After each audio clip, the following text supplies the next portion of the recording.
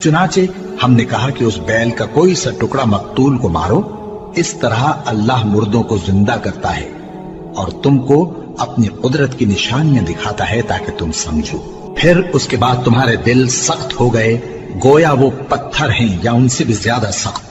اور پتھر تو بعضے ایسے ہوتے ہیں کہ ان میں سے چشمے پھوٹ نکلتے ہیں، اور بعضے ایسے ہوتے ہیں کہ پھٹ جاتے ہیں اور ان میں سے پانی نکلنے لگتا ہے،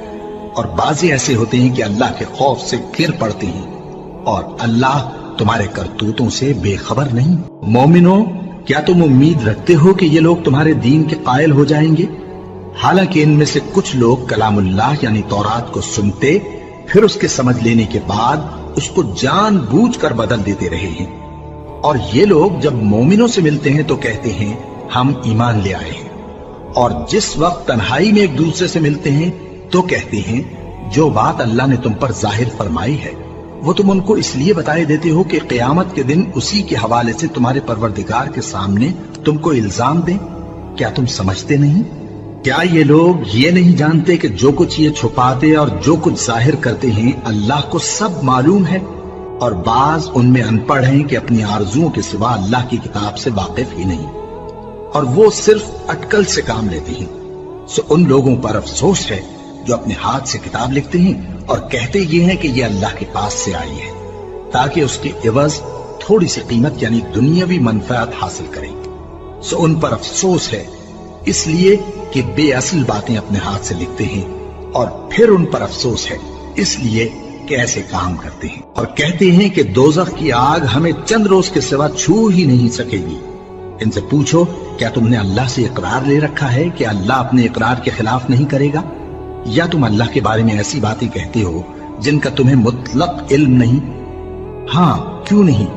جو برے کام کرے اور اس کے گناہ ہر طرف سے اس کو گھیر لیں تو ایسے لوگ دوزخ میں جانے والے ہیں، اور وہ ہمیشہ اس میں جلتے رہیں گے، اور جو ایمان لائیں اور نیک کام کریں وہ جنت کے مالک ہوں گے اور ہمیشہ اس میں عیش کرتے رہیں گے۔ اور جب ہم نے بنی اسرائیل سے عہد لیا کہ اللہ کے سوا کسی کی عبادت نہ کرنا، اور ماں باپ اور رشتہ داروں اور یتیموں اور محتاجوں کے ساتھ بھلائی کرتے رہنا،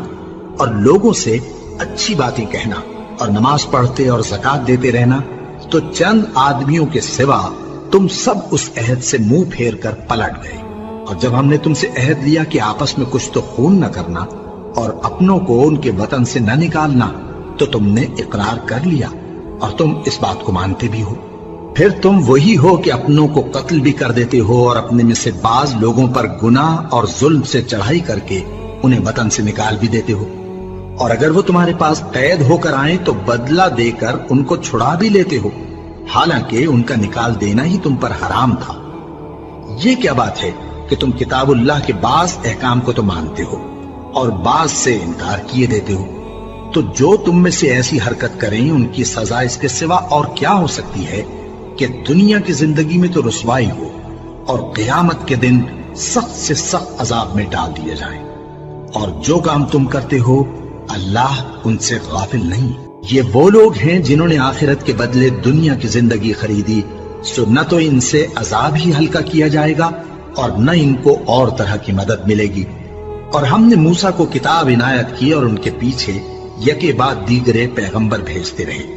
اور عیسیٰ ابن مریم کو کھلے نشانات بخشے اور روح القدس یعنی جبرائیل سے ان کو مدد دی۔ تو کیا ایسا ہے کہ جب کوئی پیغمبر تمہارے پاس ایسی باتیں لے کر آئے جن کو تمہارا جی نہیں چاہتا تھا تو تم سرکش ہو جاتے رہے، اور ایک گروہ انبیاء کو تو جھٹلاتے رہے اور ایک گروہ کو قتل کرتے رہے، اور کہتے ہیں ہمارے دلوں پر پردے ہیں؟ نہیں، بلکہ اللہ نے ان کے کفر کے سبب ان پر لعنت کر رکھی ہے، بس یہ تھوڑے ہی پر ایمان لاتے ہیں۔ اور جب اللہ کے ہاں سے ان کے پاس کتاب آئی جو ان کی آسمانی کتاب کی بھی تصدیق کرتی ہے، اور وہ پہلے ہمیشہ کافروں پر فتح مانگا کرتے تھے، پھر جس چیز کو وہ خوب پہچانتے تھے جب ان کے پاس آ پہنچی تو اس سے منکر ہو گئے،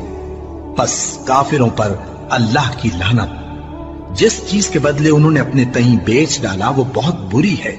یعنی اس جلن سے کہ اللہ اپنے بندوں میں سے جس پر چاہتا ہے اپنی مہربانی سے نازل فرماتا ہے۔